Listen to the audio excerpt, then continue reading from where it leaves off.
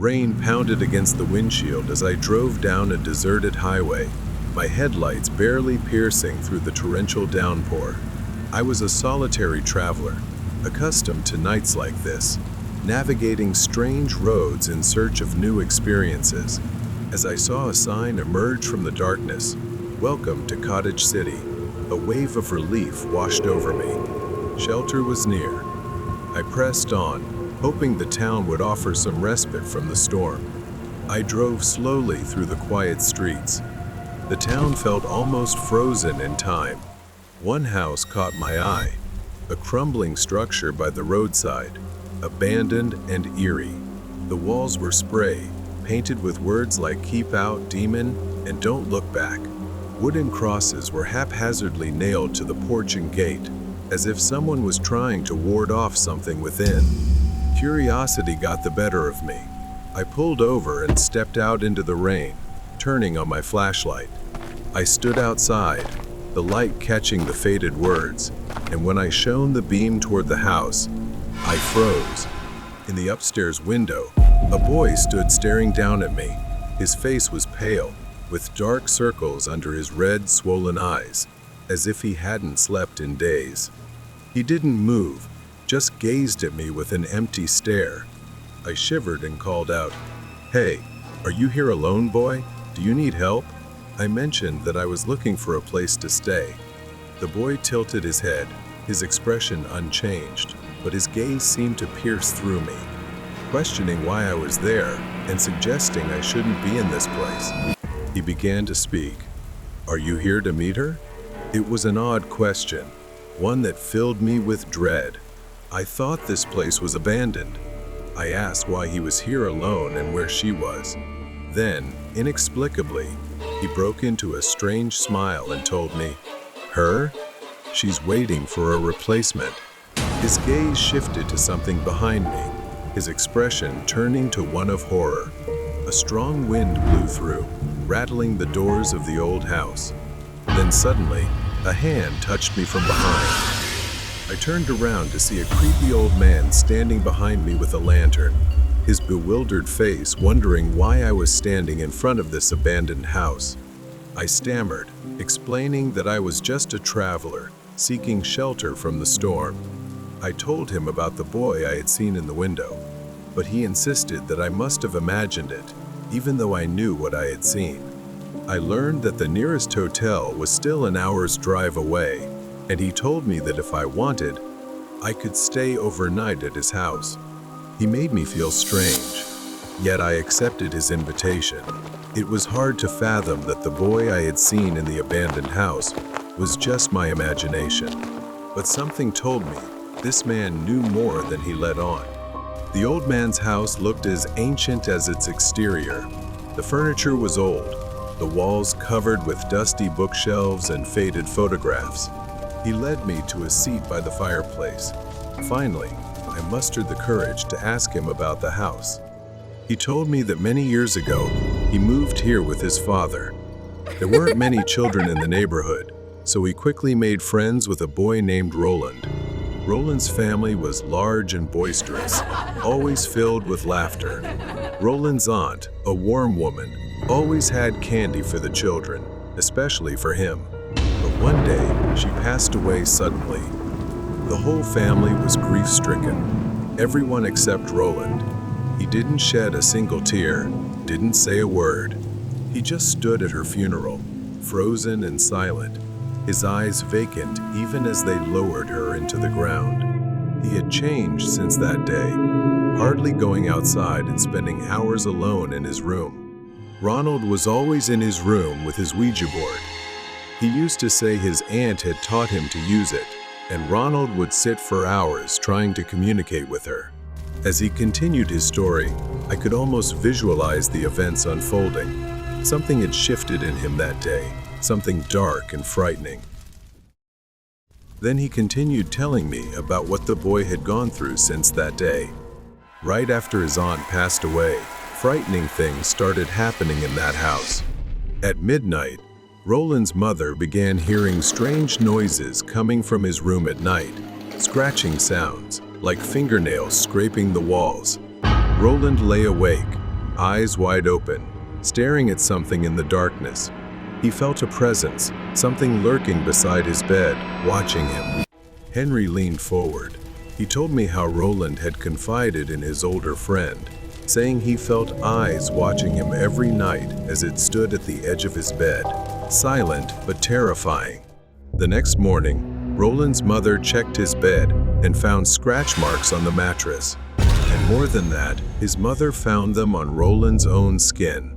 Roland would scream, sometimes laugh loudly in the middle of the night. His voice changed, becoming rough, distorted, and pained. Roland's mother would rush in, only to find him alone, trembling, his eyes filled with fear. He told her about them, strange, shadowy figures. They all gathered around his bed, staring with their hollow mouths open in a silent scream. They all thought Roland was different. Everyone knew something was invading him, but no one could stop it or help him. I shuddered as the old man recounted the family's desperate decision to call for an exorcism. Roland's family called in priests to perform an exorcism. Father Raymond was among them, placing a cross under Roland's pillow, hoping to drive out whatever haunted the house. The ritual began, Latin whispers filling the room. The exorcism became chaotic. Roland writhed on the bed, growling like an animal as if the cross caused him unbearable pain. Furniture flew across the room, and the cross seemed to burn him, driving him into a violent rage. Latin phrases poured from his mouth, mixed with a raspy laugh. His body twisted in unnatural ways, his eyes staring at something invisible. Father Raymond performed many exorcisms on Roland, and he endured immense pain. During the exorcisms, he would roll and vomit, spit, speak in Latin, then laugh uncontrollably. His voice was like a demon from the depths.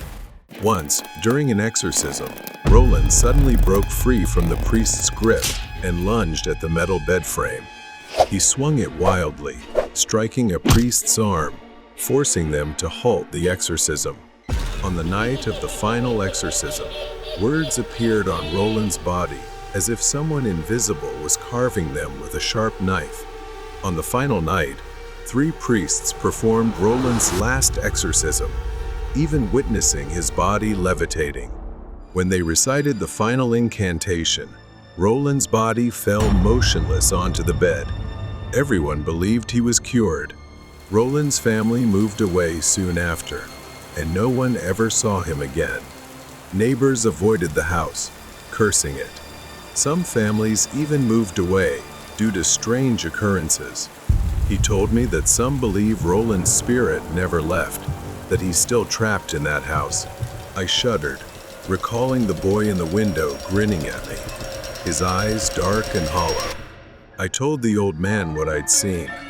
Hesitating, as I said the boy looked no older than 14. The old man nodded slowly, saying that was Roland's exact age when he vanished. I was stunned by what I'd heard. The old man pointed to a small room under the stairs, suggesting I sleep there. He warned me again to stay away from the exorcised house, then went upstairs. Lying in bed, I stared at the ceiling, wide awake, unable to shake the image of the boy from my mind. I wondered what would have happened if he hadn't come. Could I have been the next, just as the boy had said? The sun finally rose, and the memory of the night clung to me like a shadow. I thanked Henry and left, but the questions remained. Did Roland die during the exorcism? His soul trapped forever, or had something darker consumed him? But one thing was certain, I would never return to Cottage City again. The neighbor's dark secret. I often have insomnia, so I often choose to stand at the balcony door, looking out at the quiet neighborhood. I live in a really isolated neighborhood. The houses around here are not right next to each other, although I do have a neighbor who has a fence that I can see over if I stand on the balcony. I'm not being nosy or anything, but that night, I was looking into his yard. I've never met him because that neighbor just moved in. but I assume he lives alone because there's only one black truck parked in his yard. Today, I continued to go to the balcony and look at his yard. The truck had been missing for a week. I played the game of observing the truck at night and theorizing about its purpose, even though that was none of my business. Suddenly, one day, I saw him. My neighbor walked out of the house, dragging something. It looks like it's a long, black bag. It looked quite heavy, and it took him a lot of strength to pull it. On the ground, there is a leak of something that looks thick. He struggled to lift it, then pulled it toward the truck, sliding the side door open. He stuffed the bag into the trunk before driving away, then glanced around as if checking to make sure no one was watching. I stood there, my mind spinning. I couldn't ignore it anymore. So I called the police. They arrived quickly and checked around his property. I stayed, watching from the window as they spoke to him, but then his demeanor was completely different. He led the police to one of his bags, opened it, and inside was meat. He started pointing at his dog, which barked eagerly as he lifted it, filled with excitement. The screams, he claimed, were just him rehearsing a scene from his favorite TV show, and he did it every night. The police found nothing else. To protect my identity, the police came inside and spoke privately about me calling them. They warned me. They said if I continued calling without evidence, I could be charged with privacy violation and harassment. When they left, my neighbor came over, placing a hand on my shoulder.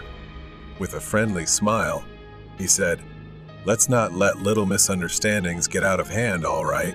It felt like a warning. I told myself I was overreacting. Maybe he really was just an odd guy, with strange habits. Every night, I hear faint, muffled, haunting screams. I tell myself it's just him rehearsing, as he said. Then one evening, he showed up at my door holding a cake. He told me it was his birthday and gave me the cake to clear up any unnecessary misunderstandings between us. Was he smiling? I wasn't sure if it was my mind playing tricks, but I felt like he was giving a sinister smile behind my back, waiting for something.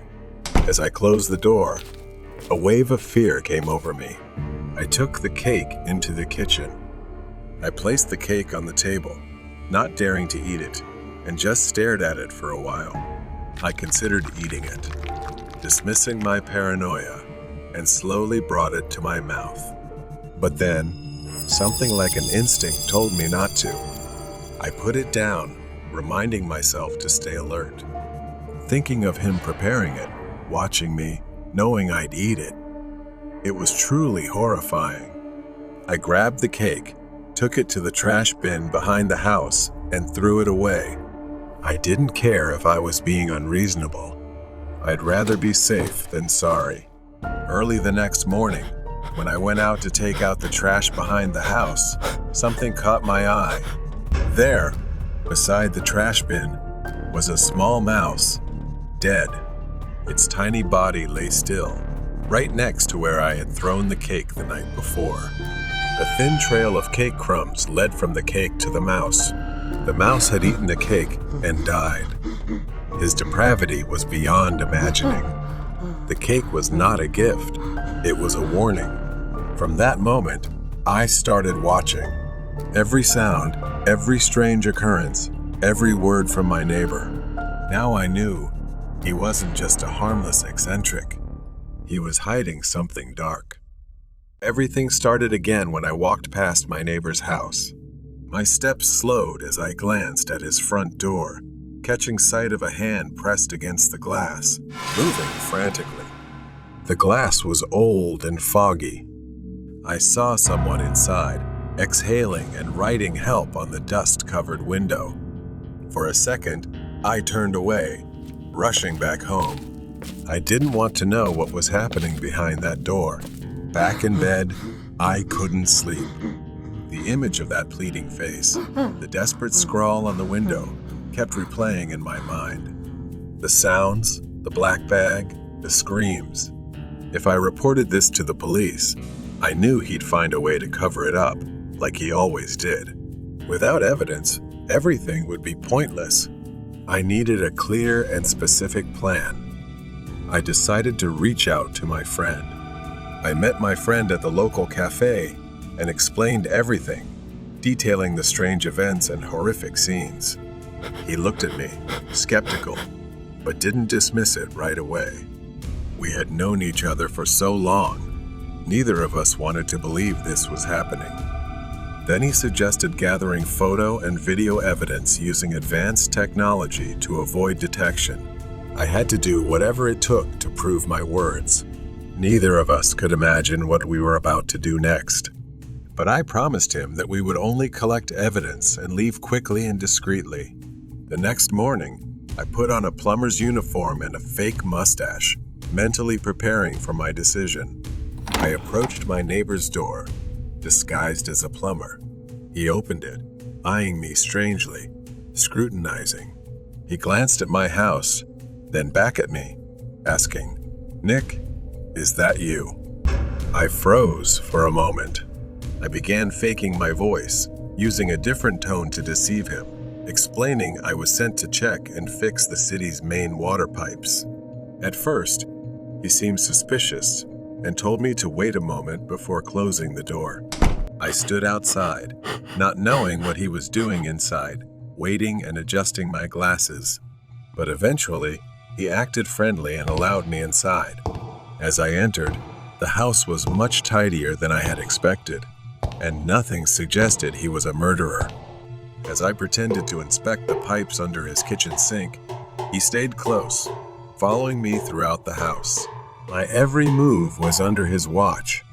I hadn't anticipated this. His presence was a constant reminder that one wrong move could be my last.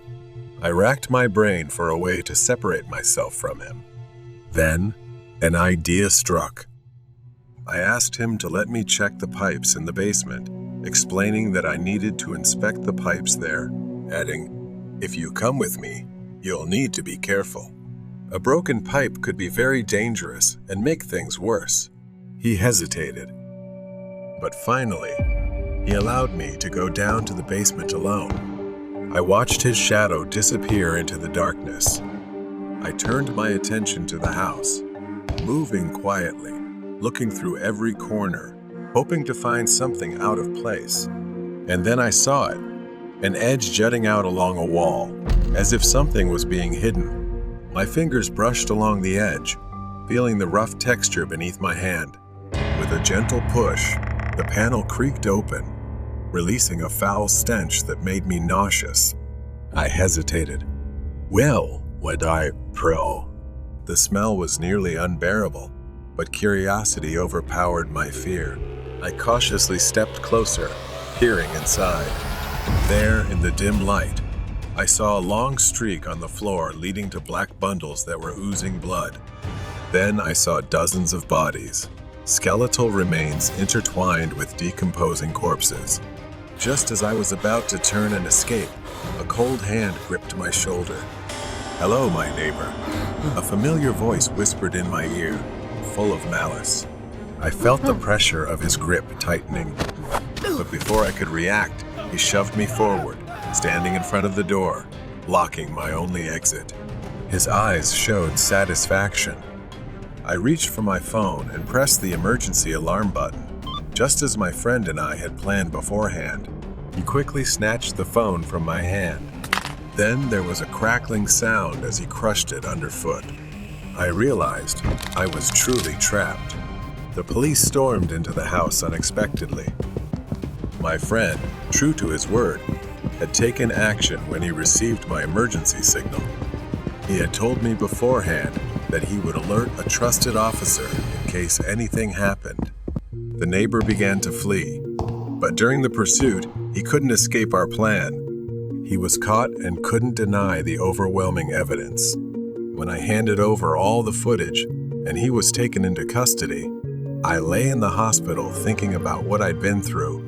I had come closer to death than I ever imagined. I regretted nothing. The Haunting of Invisible Ghosts. His name was Henry, and he always enjoyed taking late-night walks. There was something about the stillness that made everything feel simpler.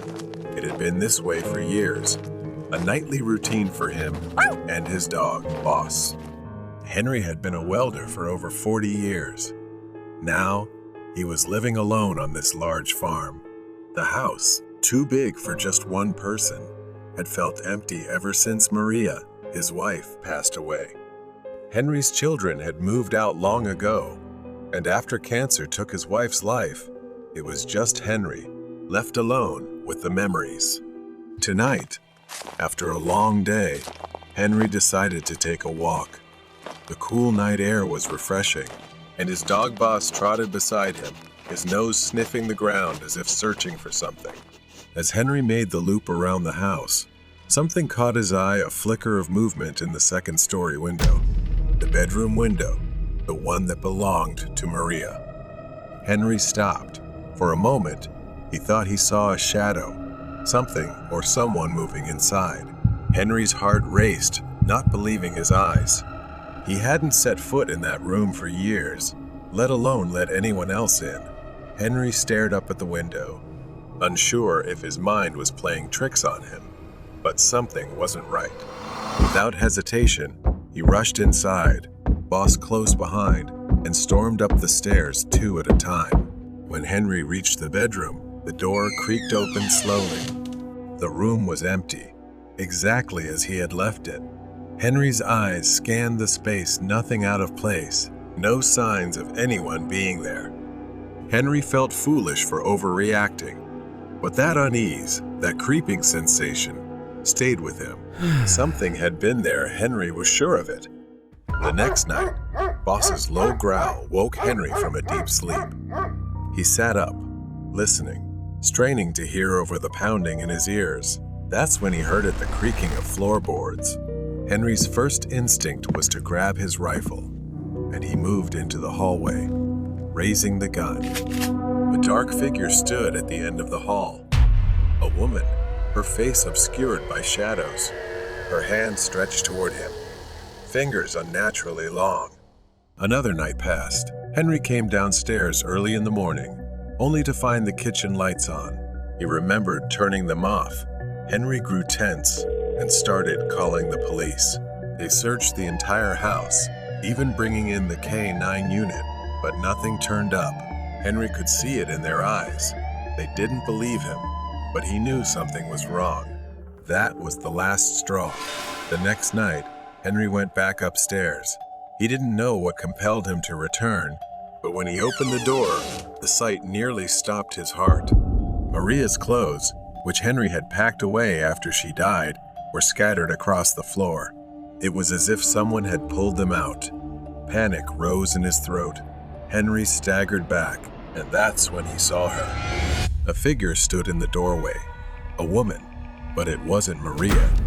Henry couldn't make out her face, but she was shorter, thinner, someone he didn't recognize, and her presence filled him with dread. Before he could react, she ran, disappearing down the stairs and into the night. Henry chased her to the front yard, but she was gone by the time he made it outside. Bosley and Henry searched the property, but there was no trace of her. Henry didn't sleep that night. In fact, he hadn't slept in days. Every creak of the floor, every gust of wind outside it all felt like her, lurking, waiting to return. Henry kept his rifle close, afraid he might actually have to use it. A few weeks later, it happened again. Henry was sitting in the living room, trying to distract himself with the television when he saw her. She was standing in the yard, staring at Henry through the window, just a shadow, silhouetted by the moonlight. Henry grabbed his rifle, his hands trembling, and ran outside, firing warning shots into the air. She turned and ran into the darkness, disappearing once again. The shots had probably scared her off for now, but deep down, he knew this wasn't over. The next day, after Henry had been out for errands and returned home late, he didn't see Boss greet him. He searched every corner of the house, but everything felt empty. But Henry still had one last room to check Maria's room. He stumbled into the bedroom, the door creaking open. Maria's clothes were no longer scattered across the floor. They were neatly hung. But what Henry dreaded had come to pass. The woman was still there, sitting on the bed, staring at him. Her eyes gleamed, and she smiled a cold, twisted smile. She whispered that she had been waiting for him. Henry froze, shocked. He couldn't believe what he was hearing. That voice, it was Maria's. But something was wrong. It was cold, hollow. Before Henry could react, her face shifted from an indistinct blur to something grotesque, her skin melting into a monstrous form. The skin peeled away, revealing rotting flesh underneath. Her eyes sank into her skull, her mouth gaping in a horrifying grimace. Henry screamed and raised his rifle, but it was too late.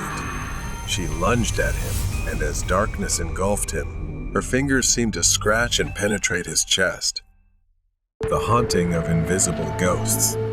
Henry slowly woke up with a strange feeling, something rough rubbing against his face. It took a moment for Henry to open his eyes and realize it was Boss licking his face. Henry remembered the last time he couldn't find his dog, but after everything that happened, seeing Boss made him feel more at ease. Henry groaned, his whole body aching as he struggled to sit up. Everything felt too stiff, the joints rigid, and the muscles dull with pain, as if she had actually lunged at him, clawing and piercing into his flesh. Boss whimpered softly, his gaze fixed on the bedroom door. Henry glanced over and saw nothing unusual, but he couldn't shake the unsettling feeling that something strange was inside his own home. Days passed in a vague exhaustion. Every night, it was the same. Boss sat in front of the bedroom door, staring, ears pricked up as if waiting for something. Then, like clockwork, at that exact hour, he would start barking, the sound echoing throughout the house, jolting Henry from his restless sleep. He would get up, gun in hand, and search the house, but he never found anything. The house remained silent, the darkness unchanged. He tried to convince himself that it was just Boss being protective, or perhaps reacting to something normal outside. One night, the barking started again, more intense than ever. He jumped up, hurried down the stairs, gun at the ready, and froze at the sight before him. There, near the living room window, Mari was standing. Her face was gentle, hair flowing in the wind. Henry was paralyzed, an uncontrollable feeling swelling within him. Henry hadn't seen her in years. For the first time in months, he felt a sense of comfort. Boss fell silent, his barking turning into a faint whimper, as if something wasn't quite right ahead. He slowly approached the window, but then something changed. Henry stepped back as Mari's gentle form began to fade, her features distorting, as if cracking horribly, her joints twisting grotesquely, unnaturally. Her eyes seemed to darken, sinking into her face. Her mouth stretched into a wide grin, revealing sharp teeth, with black slime oozing through the cracks in her face. He suddenly realized she had come, perhaps deceiving him and appearing in the form of Mari's spirit. He knew that couldn't be his wife. The figure by the window vanished, dissolving into the darkness like smoke. Henry rushed outside, desperately searching for her, or it, whatever he had just seen. He circled the house, calling for Mari, as if somehow she might still be there, but there was no one. As Henry turned the corner of the barn, he suddenly felt an icy chill. The world around him seemed to shift. The night grew unnaturally dark. It felt like the darkness was swallowing the farm. He heard a whisper, soft and mocking. Henry. It was her voice, but distorted and broken, drawing him toward the barn. Henry pushed open the barn door, and there she was again, Mari standing motionless. The whispers grew louder around him. Come home, Henry. It's time. The voice echoed from every direction. The darkness closed in, pulling him to his knees as if hypnotized to obey. Her form began to twist again, skin peeling away, revealing a skeletal grin beneath. The barn door slammed shut behind Henry with a piercing noise, swallowing the faint light of the moon. The air filled with voices chanting Henry's name, full of malice. He stumbled back, desperate to escape, but the ground beneath him gave way, sending him plunging into a deep, cold pit. He landed hard on a damp surface. Henry reeled from the overwhelming stench of decay, and as he looked around, rotting corpses with sunken eyes stared back at him. He tried to climb out, but the walls of the pit were slick. The bodies began to move, their skeletal hands reaching out, grabbing Henry's legs, pulling him down. A grotesque figure emerged from the darkness above. It was her again, a monstrous version of Mari. Limbs elongated, her smile impossibly wide, filled with jagged, blackened teeth. Henry, it's time to join us, she said. Then suddenly, Henry found himself in Mari's old room. The figure leaned closer, its icy breath brushing against his skin. You can't escape, Henry. He felt an unnatural pressure tightening around his neck, and he couldn't move. As his vision darkened, it was slowly taking control of him. The first light of dawn crept over the farm. The house lay still and cold, its windows dark and empty. Boss lingered on the porch, his mournful howl echoing across the silent fields. No one knew what really happened. Henry was gone, or perhaps he was still there, but no longer himself. The Curse of the Doll. The sun was setting as Claw walked home alone. Suddenly, an elderly woman appeared, dressed in tattered clothes, approaching her. The woman approached Clara, extending her hand which held an old, creepy-looking doll. What was strange was that the doll's head was tilted at an odd, unnatural angle, with a deep crack running down its body. At first, Clara intended to walk past, but something compelled her to stop. She gave the woman a few coins, and the doll was pressed into her hands before the woman left immediately. Clara returned to her apartment, the doll in her hands. She felt a shiver run down her spine, but dismissed it as just the chill of the night air. As she unlocked the door and stepped inside, she was completely unaware of the faint, soft footsteps following her. Claw held the doll up. Its lifeless eyes stared blankly, as if looking right through her. An uneasy feeling washed over her as she grasped its broken body and placed it on a high shelf before turning away. That night, Claw lay in bed. She tried to sleep, slowly turning onto her side. And right there, beside her pillow, was the doll, its broken neck tilted to one side. Its eyes stared hauntingly at her. She snatched it up and tossed it aside.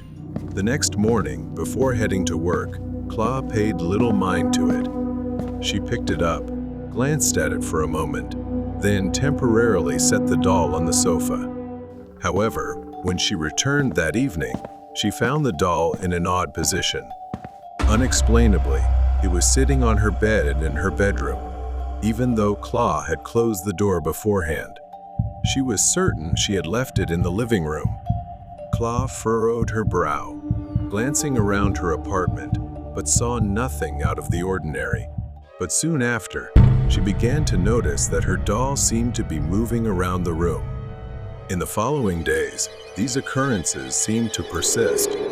She began to see sticky notes scattered throughout their apartment, with phrases like "hello" and "it's broken."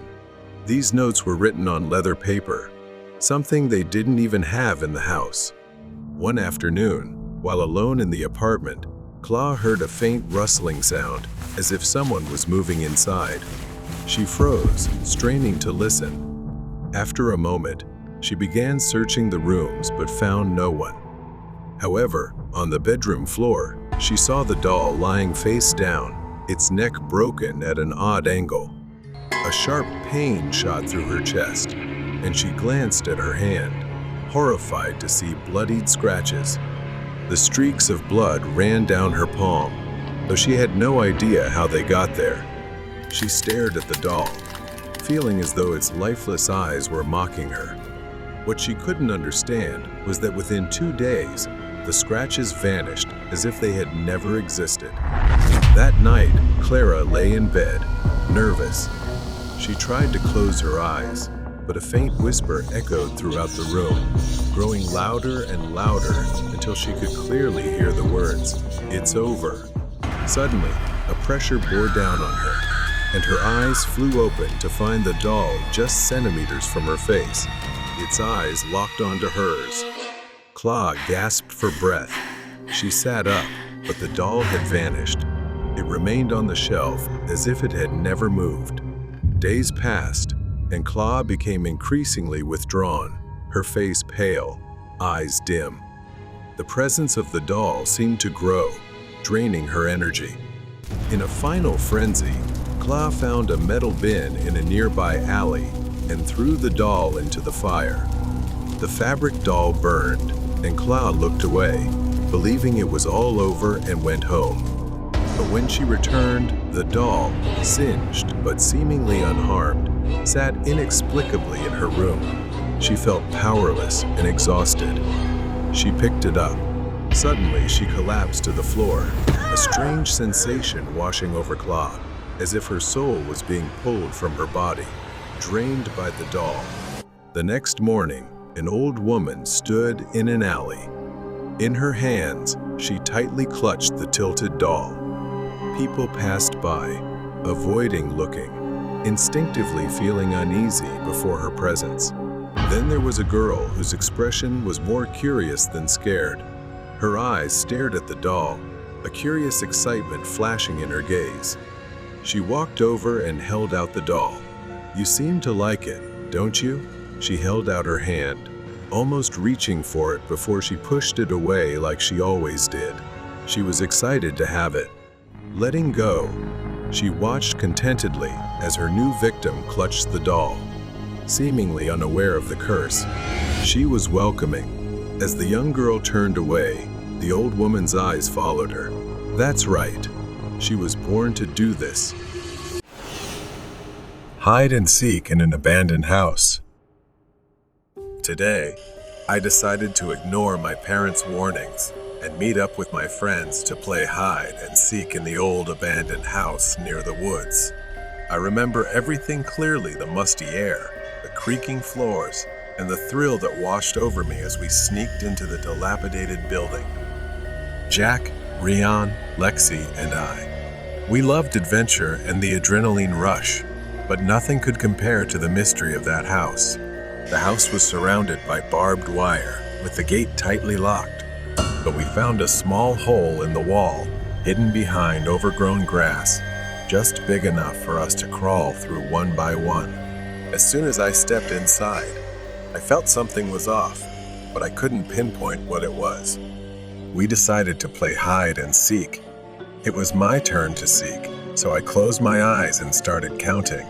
The others scattered throughout the house, laughing, their footsteps echoing through the empty rooms. 98, 99, 100. I opened my eyes and immediately went searching for my friends. It didn't take long to find Lexi and Rian, but Jack was different. He was always better at hiding. I searched every nook and cranny, every room, until I caught a glimpse of a shadow darting by. Got you, Jack. I mumbled and ran after him. But something was strange. The shadow seemed faster, slipping around corners as if leading me on. My excitement turned into doubt and fear. No matter how close I thought I was, the shadow always evaded me, disappearing just as I was about to catch up. Not long after, Jack finally came out of the master bedroom, scratching his head. He apologized, saying he had hidden in the closet and fallen asleep. But my heart skipped a beat. Who had I been chasing? I gasped and told Jack and the others what had happened. They laughed, teasing me for trying to scare them. Determined to prove it, I convinced them to play again. We played again, I resumed searching, but soon that uneasy feeling returned. The house was too quiet, too still. My friends were nowhere to be found, and the more I searched, the more convinced I became that something terrible had happened. Then I saw it again. A hand reached out from behind a wall, waving at me from a distance. Suddenly, I noticed a pair of shoes on the ground, just like Lexi's. I called out, but she didn't answer. The hand waved at me again from afar. I moved closer, but as I approached, the hand disappeared. I chased after it, only to find another arm waving from the top of the stairs.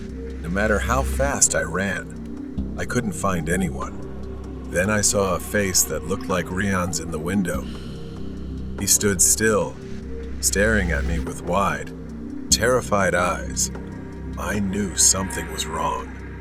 I pressed my face against the window to get a closer look, and it was a child, about our age, but with a wrinkled, aged face, eerie and twisted. His clothes were stained with red patches, and I froze when I saw him holding something, a long, rusted, sharp metal rod. Before I could move, he spoke in a chilling voice. "Oh, you found me. Now it's my turn." He grinned widely, then began counting. 1, 2, 3. Panic surged through me. I didn't take the steps one by one. I bolted down the stairs as fast as I could. His laughter echoed behind me. I remembered the secret closet Jack had hidden in earlier. In desperation, I dove inside, pulling the door shut and holding my breath as I listened. I didn't dare make a sound. I squeezed my eyes shut, praying he would leave. I must have passed out from lack of oxygen. When I woke up, I was in the hospital. It turned out my parents and the police had been searching for us all night, and my friends had managed to escape to alert them. Later, we found out that he was the escaped mental patient the police had been searching for. Because he was as short as a child, he had crawled through the hole in the back wall and turned the abandoned house into his temporary hideout. His favorite thing to do was play hide and seek with children, and then harm them in various ways. The most terrifying part, the police still haven't caught him. The girl in the red dress. The house we moved into after my father's death wasn't anything special, just another old, quiet mansion in the suburbs, far removed from our old life. It had been abandoned for a while, and it was clear why the rent was suspiciously cheap. Overgrown grass and neglected old furniture gave it a forgotten feel. But to my mother, it was home. I was 20 years old, and I dealt with my grief in my own way. Not long after we moved in, I began noticing small things slowly emerging in the house. But the sounds of whispers, creaking noises made me uneasy and anxious living there. It started with scratching, soft, persistent, on the other side of my bathroom door. At first, I ignored it, hoping it was just my imagination. But night after night, the sound continued. Then came the knocking, sometimes at the front door, sometimes at the window. It always came around midnight, but no one could possibly be there. We kept the gate locked, and no one could enter the yard. Yet the knocking continued. I told my mother. She dismissed it, saying, "It's just an old house." But I knew the house wasn't just old, it was holding on to something. One night, I invited my friend Joe to stay over. We were sitting in my room talking about school when we heard voices coming from the kitchen. It was well past midnight. Everyone should have been asleep. Out of curiosity, we pressed our ears against the door. A conversation was happening just outside, but we couldn't make out a single word. We tiptoed into the hallway, but the kitchen was empty, dark, cold. We checked the entire house, nothing. Everyone was asleep. The voices were gone, leaving only a chilling silence. A few weeks later, my brother decided to test his luck. He and his friends thought it would be fun to play with a Ouija board in my room while I was away. They thought it was just a silly, superstitious game. At first, nothing happened. They laughed awkwardly, asking questions but receiving no response. Then one of them froze. His face turned pale, his body stiff like a statue. Without a word, he bolted from the room, his friends close behind, terror in their eyes. Once outside, the guy finally spoke. He had seen her, a girl, standing at the bathroom door, wearing a red dress, her hand on the knob, staring at them. He said she couldn't have been older than 13, and her eyes were filled with something he couldn't describe. Fear, anger, curiosity. When my brother told me this, I thought he was just trying to scare me. Of course, I didn't believe him. Why would I? I had never seen her. But the story haunted me, lodged deep in my mind like a splinter I couldn't remove. Later, I had a birthday party at a friend's house. Jordan, a friend of mine, got drunk, so I took him to my room and told him to stay there until he sobered up. He collapsed onto the bed and fell asleep. Later, I went to check on him. The room was pitch black, with only a faint light coming from the bathroom. Jordan wasn't in bed. He was sitting at the bathroom door, one leg in, one leg out, talking to no one. I tapped his shoulder. He jumped, then looked at me, confused. He glanced back at the bathroom, then at me again. He mumbled, "I thought I was talking to you, but I just laughed it off, thinking he was too drunk." The next day, he explained, I was teasing him, but he was dead serious. In his drunken state, he had seen a girl in the bathroom. She was wearing a red dress, standing in the middle of the bathroom, asking why he was there. And when I walked in, she disappeared. It didn't stop there. The hauntings, the knocking, the voices continued. My fear grew as one by one. People close to me began talking about an entity that I had never seen in this house. I left my room and went to talk to my mother. While we were on vacation, my aunt and uncle stayed at the house. When we returned, they were sleeping on the living room floor, terror etched across their faces. They said the shower in my room kept turning on by itself, and the radio too, making it impossible for them to stay inside. My mother had no choice but to confront the landlady, who initially denied everything. But the truth came out. The landlady's mother had lived in this house as a teenager with her twin sister, who had ended her life in the bathroom wearing a red dress. It was all true. The red dress, the girl, the spirit trapped within the walls of our home. I didn't know how I was going to convince my mother to leave, but since we were struggling financially, it was piling up. So I had no choice but to stay in the house a little longer. The girl in the red dress. The days that followed were tense, filled with a thick sense of unease that blanketed the house. My mother decided we should move out and find a new place to live. However, things weren't settled yet, and we faced difficulties, so we had to stay in the house a little longer to figure things out. That was our last night in the house. I couldn't sleep. The woman in the red dress kept lingering, haunting my mind. I lay in bed, wrestling with these thoughts until I couldn't take it anymore. I needed to see the house one last time. I got out of bed and walked through the dark hallway. I headed to the bathroom, where it all began. As I reached the bathroom, a chill filled the air, heavy with tension. I hesitated at the doorway, feeling something preventing me from turning on the light.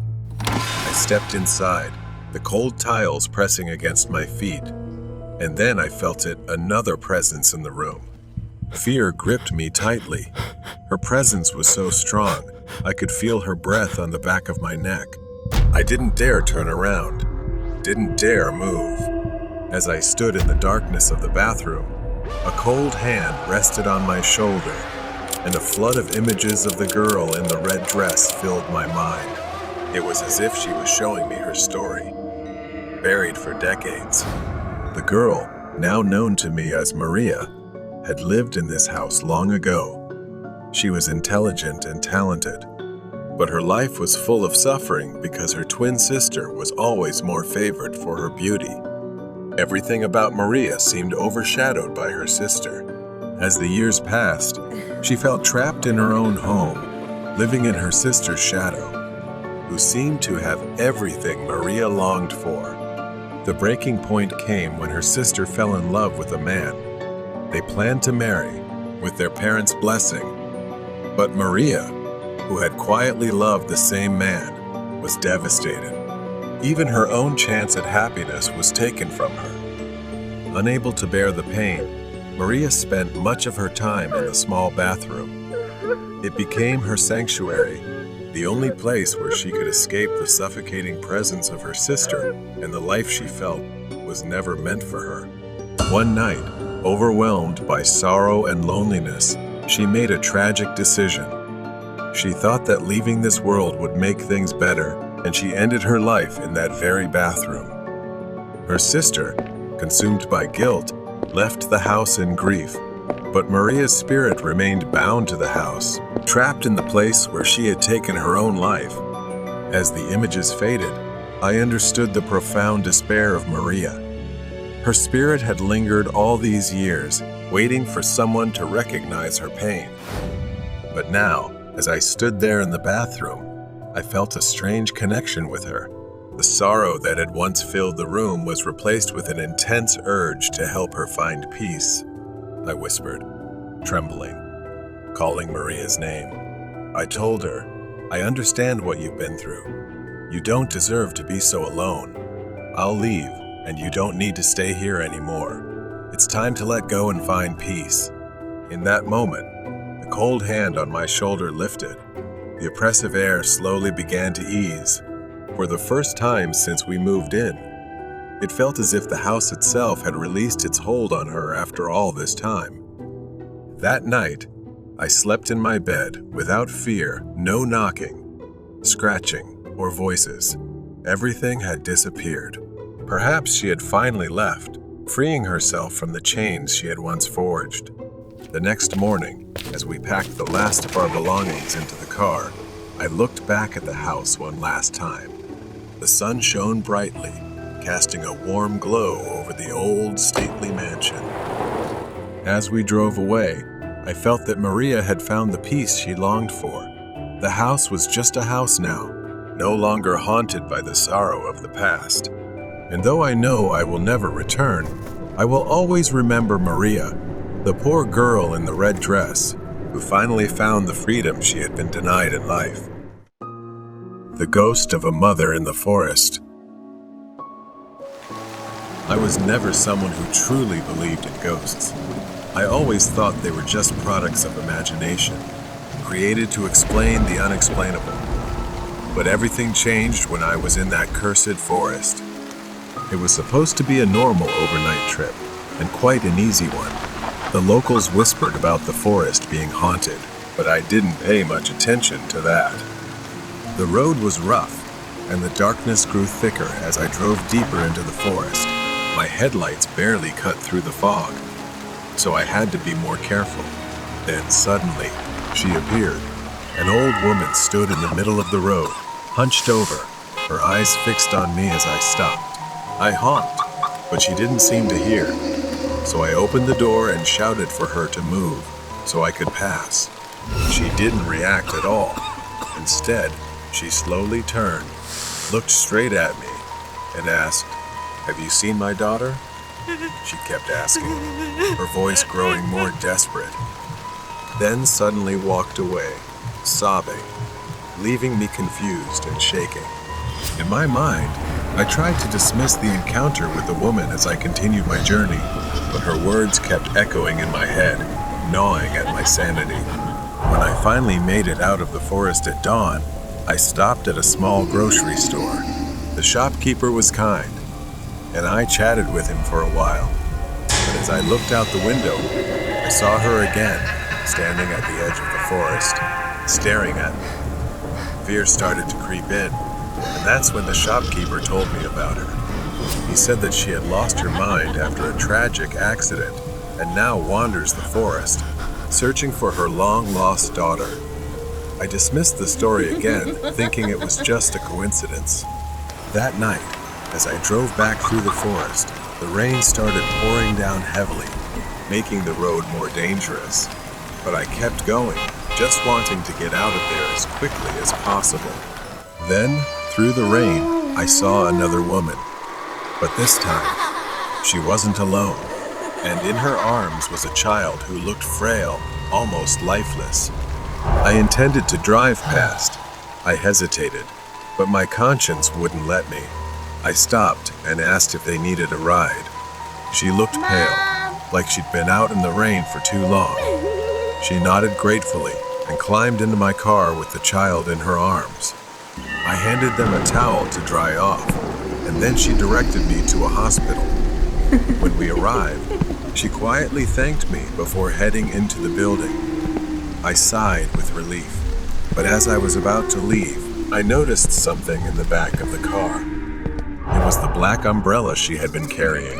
It was still in my car, and when I turned to look back at the hospital, I was almost paralyzed with what I saw. I looked away for just a few seconds, and when I looked back, they were gone. It was as if they had vanished into the rain. Feeling confused, I decided it was best to leave as soon as possible.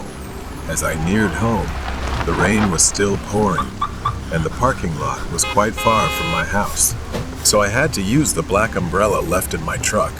However, I felt a bit hesitant to use it, remembering that it belonged to the woman and her son, but I had no other choice. As I was walking, a strong gust of wind almost tore the umbrella from my hand, and suddenly, a wooden beam came crashing down from above, about to fall on me. It could have killed me, but the umbrella somehow pulled me to the side, saving my life. Shaking, I realized the umbrella wasn't just an ordinary umbrella. Perhaps it was a gift the woman left behind to protect me. The next morning, I went back to the grocery store, determined to uncover the truth. The shopkeeper hesitated, but finally told me the whole story. The woman and her child were spirits, doomed to wander the forest after a tragic accident. She died trying to protect her son. It happened on a stormy night when she was shunned and refused help by passing travelers. Some even splashed her with mud. She used her body to shield the child, but unfortunately, she slipped and fell off a cliff. On rainy days, if drivers refused to give her a ride, she would mysteriously appear in their cars and haunt them. Feeling a deep sense of injustice, she continues to seek out and punish those who don't help them. The old woman, unable to bear the unbearable pain of losing her daughter and grandson, went mad shortly after. Since that horrific accident, the villagers have often seen her holding a black umbrella, muttering nonsense. With a heavy heart, I visited their graves, returned the umbrella, and expressed my gratitude. As I walked away, I knew my life had changed forever. I had encountered something beyond the realm of the living, and from that day on, I would never doubt their existence again. Night at the gas station. That night, snow fell, freezing cold. The wind howled as I drove into the parking lot of the gas station where I worked the night shift. I had been doing this job for a few months now, from 11 p.m. to 7 a.m., as it fit my personal schedule. My coworker's car was the only other vehicle in the lot. I parked next to it, bracing myself for a long night. Nothing but slow hours and an empty store ahead. After greeting my coworker and taking over his shift, I was alone for the rest of the night. As soon as the door closed behind him, I glanced at the task list my manager had left. It was short, just a few tasks that would take less than an hour to complete. Around midnight, a car pulled into the station, catching my attention. It was an old SUV, pulling up to one of the gas pumps. I glanced out the window for a moment before turning back to my phone. A few minutes passed, then 10. I glanced again, surprised to see the SUV still parked there. The headlights were off, the doors closed, but no one had come in to pay or use the restroom. A strange feeling began to creep over me. I grabbed my coat and stepped out into the freezing cold, the wind biting into my skin.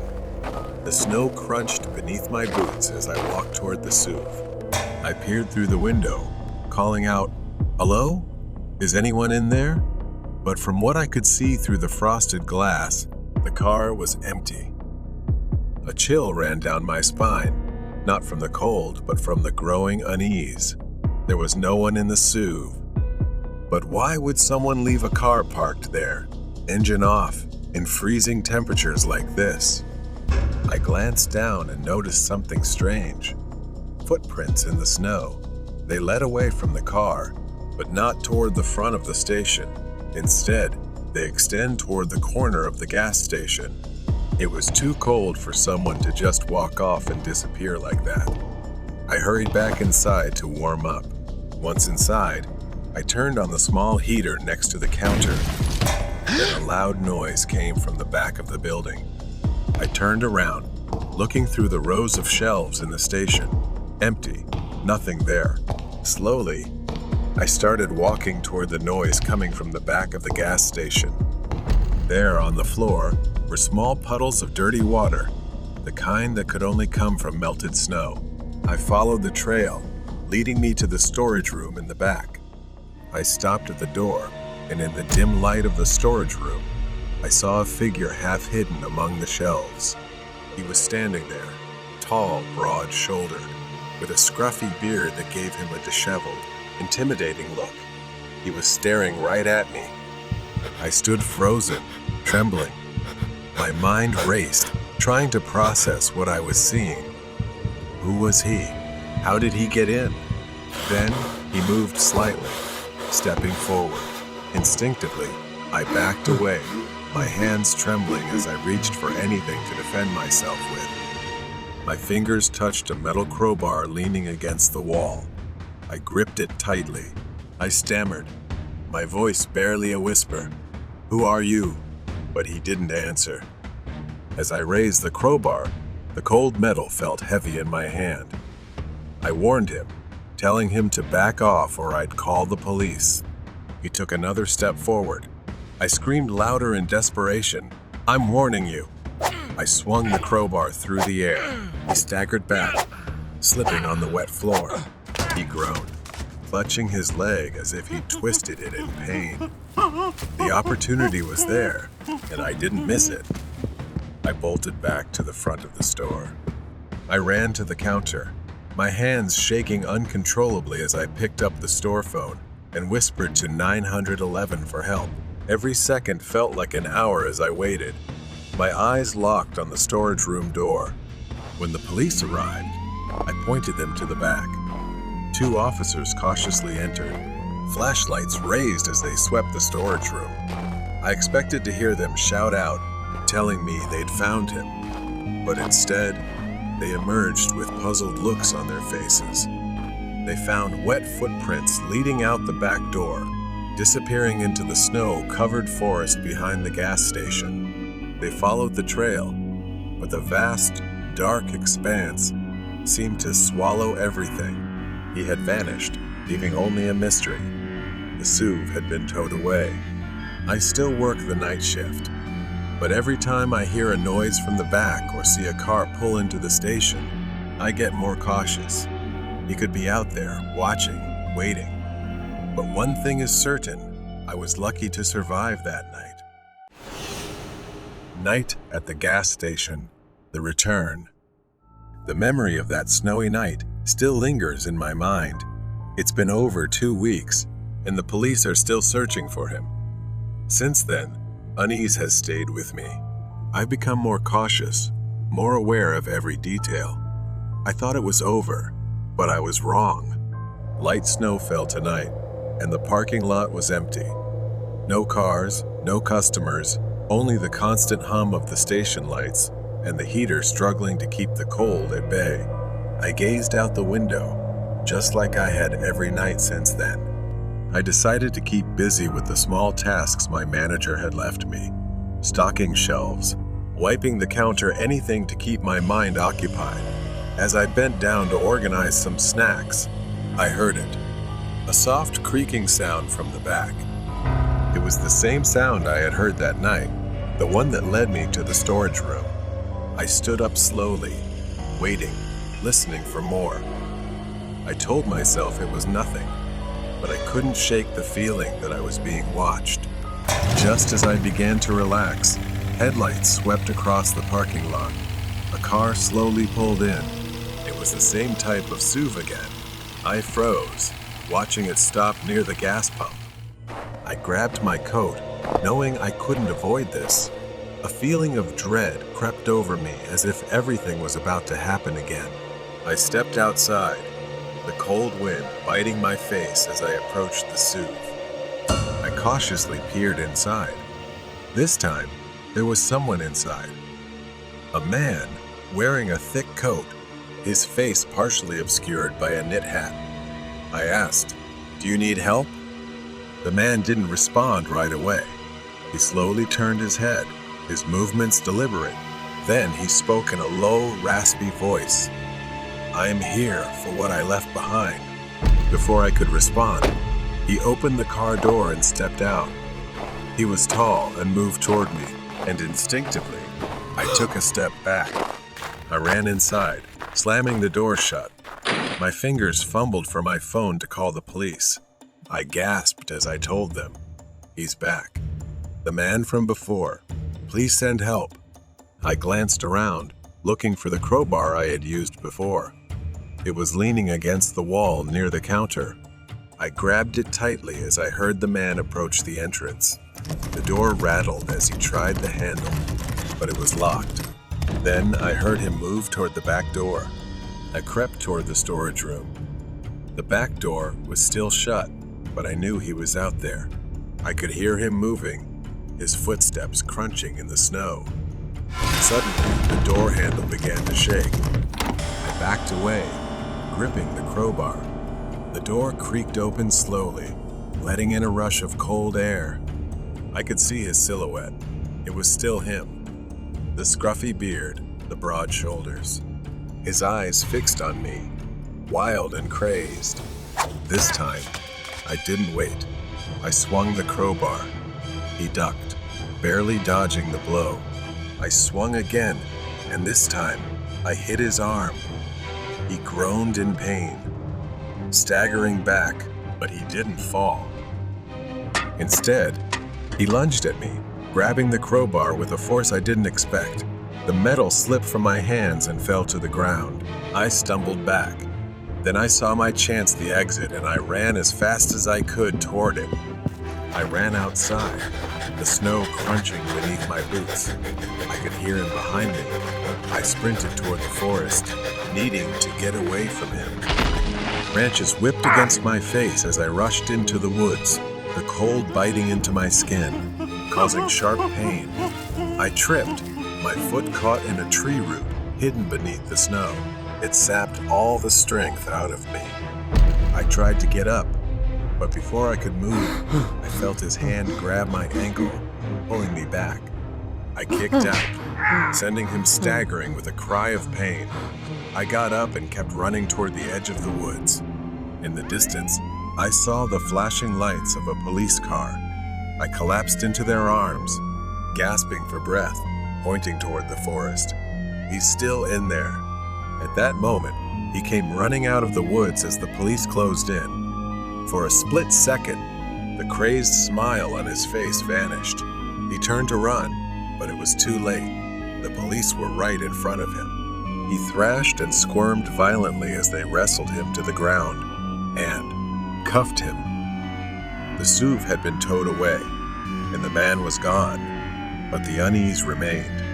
The store was quiet again. I walked to the door, staring out at the now empty parking lot. I didn't know why he had come back, what he was after, or what he thought he'd left behind, but I hoped it would be the last time I saw him. The Graveyard Shift. 15 years.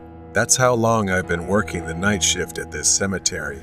a place filled only with darkness and heavy silence. My shift starts at 11 p.m. and ends at 7 a.m., during a time when the rest of the world is asleep. Over the years, I've seen a lot, mainly teenagers causing trouble, or the occasional group of drunk people, but tonight was different. The night started like any other. I arrived early, had a brief chat with the daytime worker before he left. Then, it was on to the usual routine, a quick check. My only job was to drive the golf cart around occasionally, making sure everything was in order. Nothing happened, and tonight, nothing seemed to be happening either. I drove around several times before heading back to the security room for a break, which was right inside the cemetery grounds. Around 2 a.m., I decided to take another lap. As I reached the end of the yard, the headlights of the golf cart swept across the fence, hidden in the darkness. That's when I saw him, a figure standing by the fence. At first, it was just a shadow. I drove closer. Now, I could see it was a man standing outside the fence. His features were barely visible, obscured by the shadows. He was standing still, looking towards me. I didn't want to confront him, not yet, so I decided to circle the parking lot, hoping he'd be gone when I returned. But when I came back, he was gone. A deep sense of unease began to settle in. I got out of the cart, slowly, scanning the area again to make sure he hadn't snuck in. But everything seemed normal. Nothing was out of place. So I continued my patrol, passing through the entire yard, which took about 15 minutes. Sometimes I would slow down just to make the time go by faster. 15 minutes later, I got back in the cart and returned to the same spot. He was there again, but this time, he was inside the cemetery, standing on the gravel path. My heart raced as I drove closer, the gravel crunching under the tires. He didn't move, didn't react, just stood there, unnervingly still. I got out of the golf cart and started walking toward him. He looked like a man in his 40s, his clothes dirty and old. I stopped a few meters away from him and told him he wasn't allowed in here and that he should leave soon. I spoke, but he didn't respond or even turn his head to look at me. I reached out, intending to gently tap his shoulder, but the moment my hand touched him, he spun around to face me. His eyes filled with anger, and for a moment, I thought he might attack me. But instead, he turned and started walking, heading straight for the fence. I stood frozen, watching as he effortlessly walked through the fence and vanished into the darkness on the other side. Trembling, I got back in the golf cart and drove straight to the security office. I needed to calm down, to think. Once inside, I locked the door and tried to steady myself, trying to stay calm. Minutes passed, though it felt like hours, and then there was a loud knock at the door. I jumped, my heart racing. Another knock followed, this time more forceful. Panic set in. I had nowhere to go. My mind raced as I grabbed the landline and dialed 911. I explained what was happening, my eyes fixed on the door. The knocking continued, relentless, until it suddenly stopped. The next day, I sat with my manager as we reviewed the CCTV footage. The grainy black and white video played on a small screen, showing the man I had seen the night before. What I saw was horrifying. Just minutes after I entered, the man I had seen in the yard walked to the door. He stood there, motionless, for almost 15 minutes before he began pounding on the door. In his hand, he held something, but the footage wasn't clear enough to tell what it was. It looked like a metal rod or pipe. He was never identified, and I haven't seen him again since that night, but the memory of that night still lingers with me. Every time I drive past the cemetery, I find myself glancing over my shoulder, hoping he never appears again. Killer in the rain. It's late spring in a rural area. with vast stretches of wilderness. My small house stands alone in the vast darkness, surrounded by trees, the type of isolation I always dreamed of before moving here. Here, I can live away from the noise, people, and stress of the city. But tonight, the silence feels different. Heavy rain has been pouring for days. I should have found this isolation peaceful, but tonight, it feels suffocating. I'm sitting on an old couch, watching TV, and listening to the rain pounding on the roof, a soothing sound that usually makes evenings pass peacefully. I enjoy staying home on rainy weekends like this, far away from the world. Around 6 or 7 in the evening, I suddenly heard a knock at the door. At first, I thought it was the wind, but it wasn't. Another knock, this time louder. I hesitated. Visitors were rare here. It was strange for someone to show up without calling first. Grabbing a flashlight, I walked toward the door, my heart already starting to race. When I opened the door, heavy rain poured down, and the damp cold hit my face. Standing in the pouring rain was a man, soaked and shivering. He wasn't anyone I knew, just a stranger. He told me he was camping in the nearby woods and had run into trouble. He needed a place to stay, just for the night. His voice was pleading, but something about him made me uneasy. I handed him my phone to call for help so he could get a ride to town, as I didn't feel safe. But he refused, insisting he only needed shelter for the night. I felt uncomfortable, the rain pouring down on both of us. His insistence made me even more suspicious. I bluntly told him he couldn't stay here. After pausing for a moment, he turned and walked down the dirt path leading back to the woods. I watched him disappear into the trees, his figure fading into the rain. I locked the door immediately, still feeling uneasy. I tried to shake off the strange encounter, telling myself I did the right thing. There was no way to know if he was dangerous, especially in such a remote place. The rain kept falling, and I sat back down on the couch, trying to focus on the TV. But my mind kept drifting back to that knock at the door. After 2 hours, I noticed something, a faint orange light shining through the curtains at the back of the house. I haven't checked the window in a while, but now there's something outside. I stood up and pulled the curtain aside. Through the rain and mist, I saw it far off in the woods behind my house, a small flickering campfire beneath a tree. Despite the heavy rain, the fire was still burning. There was a figure in the rain, but I couldn't make it out. That uneasy feeling turned into fear. Could it be him again? Why had he returned? And what was he doing out there, just standing near my house in the pouring rain? I picked up the phone and called the police. I didn't care if it took them an hour to get here. I needed someone to ensure he was gone. After the call, I glanced out the window again. The fire was still burning, but the figure had vanished. Panic surged through me.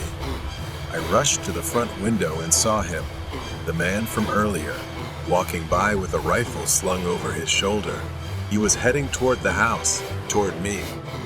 I staggered toward the closet in the hallway, my hands shaking as I grabbed the handgun and rubber bullets. I had bought it for protection, but I never really thought I would need it. I didn't want to hurt anyone. I pressed myself against the wall, listening to the man pounding on the front door. This time it was harder, as if he was hitting it with the butt of his rifle. I had to do something. I couldn't let him in. I yelled that I had a gun and it called the police. I stood still, gun in hand, straining to hear any sign of movement. Moments stretched on, and finally, after what felt like an eternity, I looked through the peephole.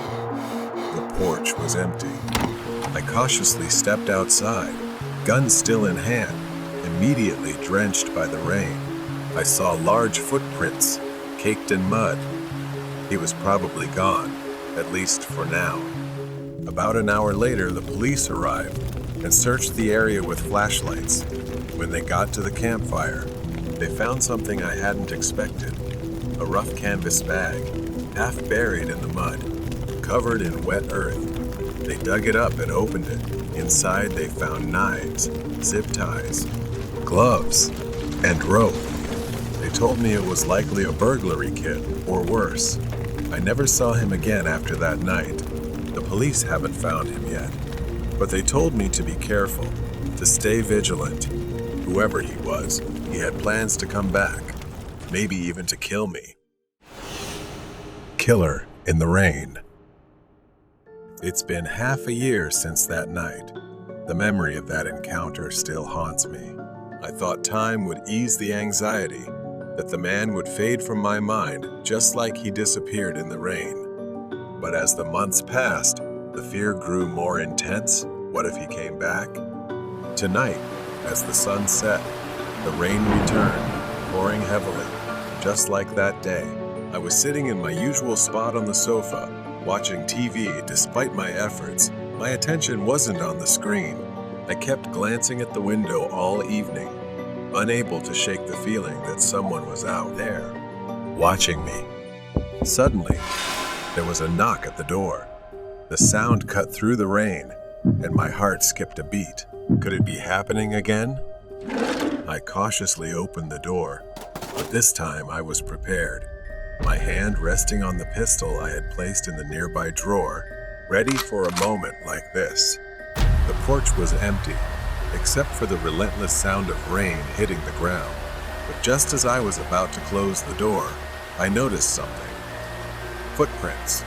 Someone had been here, fresh and muddy, still sticking to the porch. I went back inside and locked the door.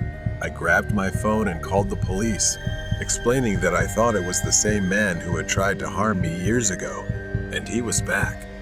They said they'd send someone, but I had no idea how long it would take.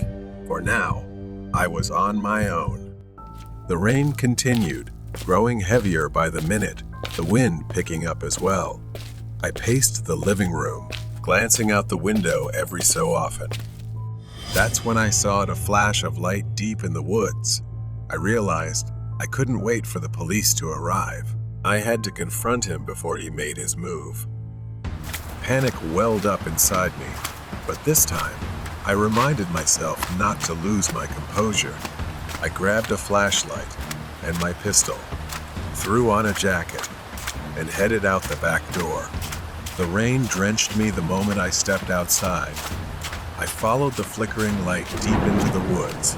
My flashlight cut slowly through the night as the muddy ground made every step feel heavy, not just from the mud, but from my hesitation to venture further.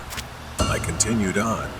As I ventured deeper, my steps became slower and more cautious. Then I crouched behind a tree to get a better look. It was him, unmistakable with the scar on his face. He was there, standing by the fire, his back to me. And in his hand was something different this time, not a rifle, but an axe. I froze, my heart pounding in my chest. The rain sizzled on the fire. I didn't know what he was doing, pacing back and forth, muttering to himself as if planning something. Suddenly, he stopped and turned toward my house. My house. He started walking, a strange smile spreading across his face. At first, he walked slowly, but then his pace quickened, the axe swinging in his hand as if he were preparing for a bloody hunt. He approached the house. I didn't have time to think he only had an axe after all. I pulled out my pistol and stepped out from behind the tree, shouting for him to stop, but he didn't stop. He kept walking, eyes fixed on my house, as if I weren't even there. I fired a warning shot into the air. The sharp sound cut through the rain and thunder. He stopped. For a moment, everything was still, as if the world itself held its breath. Then he turned to face me, cold, empty eyes and that twisted, horrifying smile. He raised the axe above his head. Before I could react, he charged. I fired twice. One shot missed, but the other hit his leg. He staggered, like a zombie, but still got up, the axe still raised. I shot again, this time hitting him in the shoulder. He dropped the axe, collapsing to the ground with a pained scream, unable to bear it anymore. Rain poured down on both of us, the fire flickering wildly in the wind. I stood over him, the gun still aimed, my hands trembling, uncontrollably. Finally, I heard the sound of sirens in the distance. The police were coming. They surrounded the man, disarmed him, and pulled him to his feet. He glared at me as they dragged him away, his eyes filled with hatred. I returned to my house, locking the door behind me, and collapsed onto the sofa.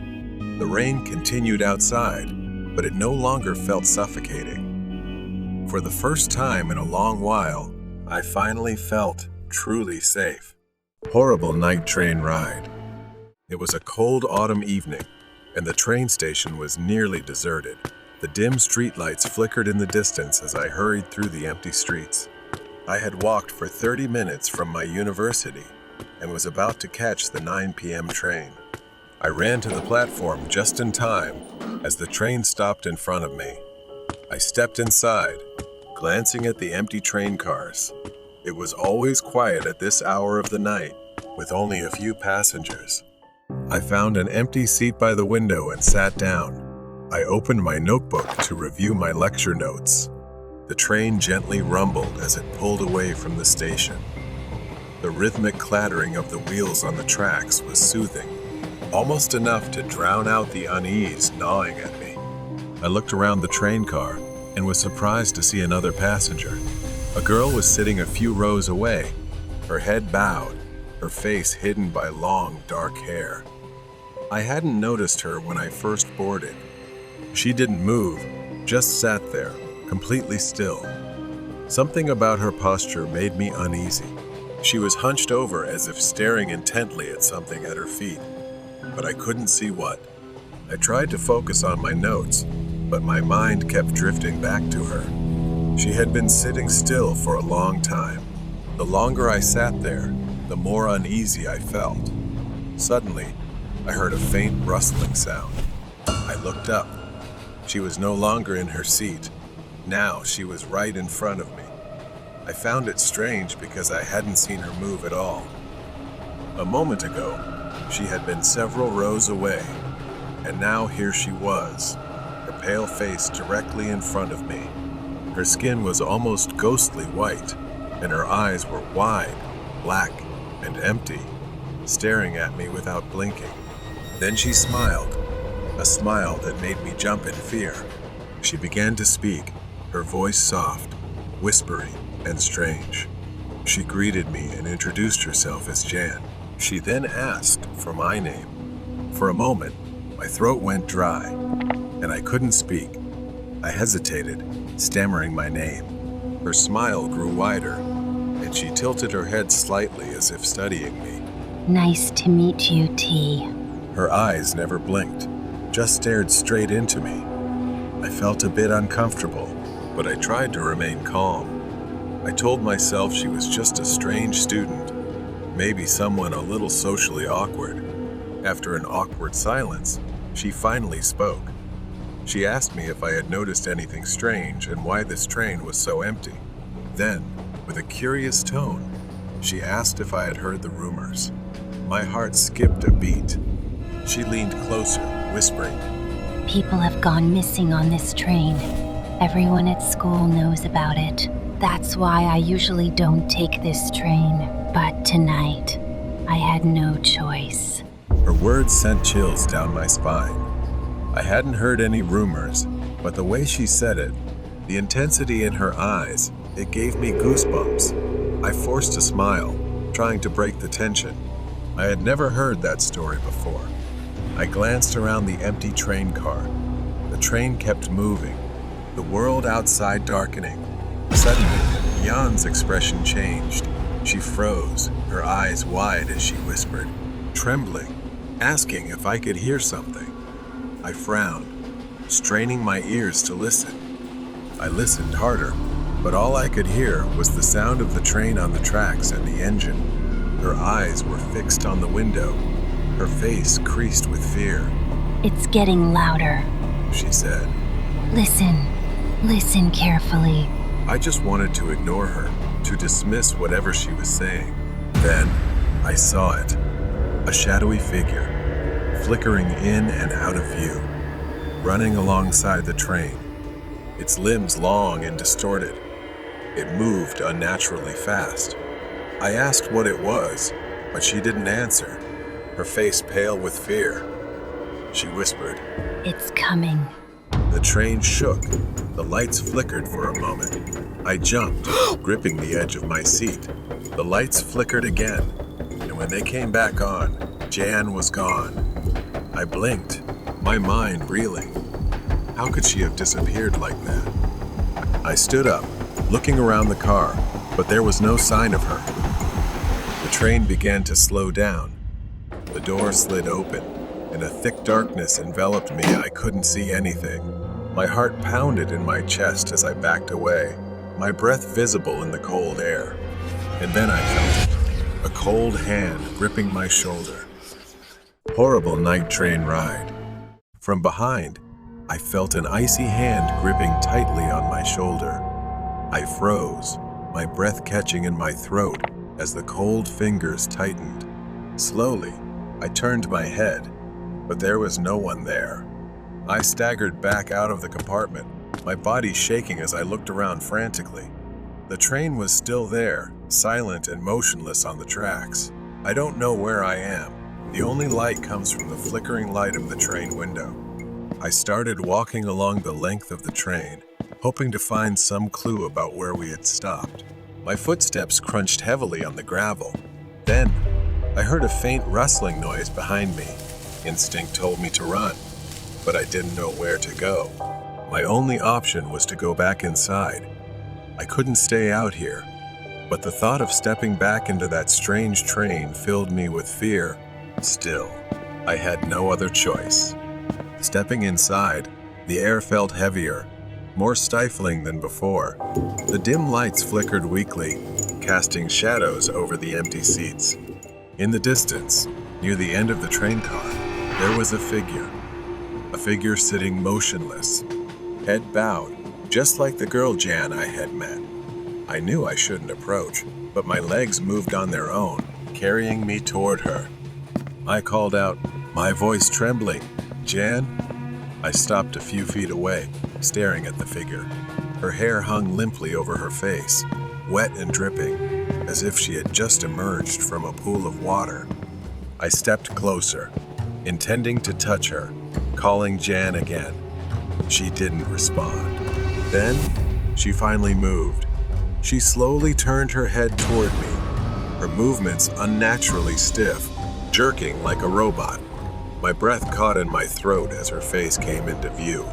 Her eyes, once dark and intense, were now completely empty, like black voids staring right through me. Her skin was pale, almost translucent, and her lips curled into that same strange smile as before. There was a faint hissing sound, perhaps coming from her. Before I could react, she stood up, her body rising off the ground, floating. Her feet no longer touched the floor. She hovered just above it, her long hair flowing in the air. I was frozen in place, horrified as Jan's form began to change, her body stretching and distorting. It was something I had never seen in real life. A voice echoed through the train car, coming from everywhere, surrounding me. Why did you come back? Why are you here? My mind raced, trying to make sense of what was happening. This couldn't be real. I needed to get out and leave. But when I turned to run, I felt something cold and invisible pressing against my chest. I moved like a puppet, being forced back into the seat. The lights flickered violently, casting wild, shaking shadows as if the train had come alive. Suddenly, the whispering stopped. Silence filled the air. I looked up, and there was Jan, floating, her long, translucent fingers reaching toward my face. She told me to come with her, that I could never leave. The cold radiated from her, seeping into my bones, freezing me. Her fingers brushed against my skin, And in that moment, I was no longer on the train. I was floating in an empty void, with nothing but the sound of my own panicked breathing. I tried to move, but I couldn't. My body wouldn't respond. I was trapped.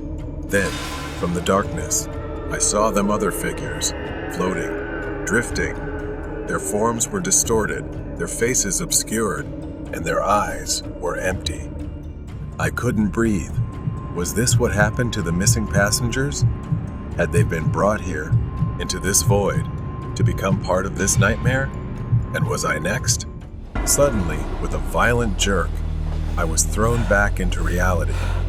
I was in my seat again, gasping for breath, drenched in cold sweat. Jan was gone. The train began to slow down, the familiar sound of the tracks returning. Finally, the train stopped at the station. The doors slid open, revealing an empty platform bathed in dim, flickering light. I staggered off the train, my legs weak and unsteady after what had happened. The doors closed, and as I turned back to look, the train began to move again, disappearing into the darkness. I didn't know if it was truly over. I stood there for a long time, staring into the void where the train had vanished.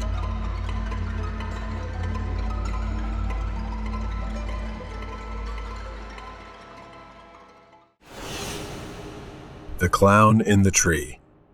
This happened to me when I was 14. It was the same year everyone was talking about creepy clowns lurking in random places. The stories were everywhere, but I never took them seriously until I had an encounter of my own. I was sitting alone in the living room. My parents had gone to my grandparents' house for the evening, leaving me home by myself. But instead of feeling free, there was a strange unease I couldn't shake. I texted some friends, inviting them over to kill time John and Emma.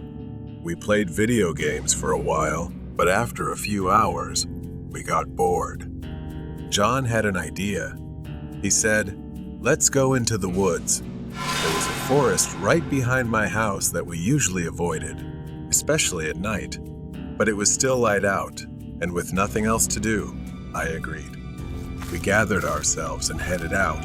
Part of me regretted it as soon as we left the house. The forest was dense, tall trees casting cool shade, but we weren't scared. We joked around, tossed sticks, and laughed about nothing. We had been there for about 20 or 30 minutes when we heard something strange. Someone was crying. The sound was faint but unmistakable, like sobbing, desperate, coming from deep within the trees. We all stopped, staring at each other. John was the first to break the silence, whispering tensely, "What the hell is that?" None of us knew, and Emma suggested we go check it out. I wanted to say no, but before I could, everyone was already heading towards the sound. My heart started pounding harder with each step. Something felt wrong, like we were walking into a place we shouldn't.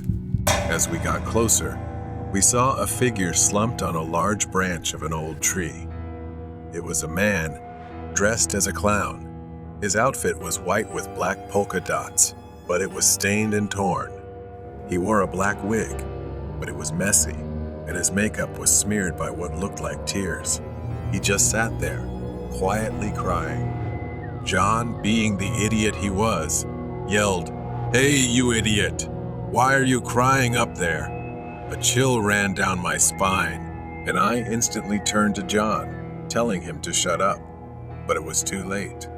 The clown looked down at us, his tear-streaked face twisting into a smile. His lips curled upward, but it was hollow, as if he was trying to express something through invisible pain.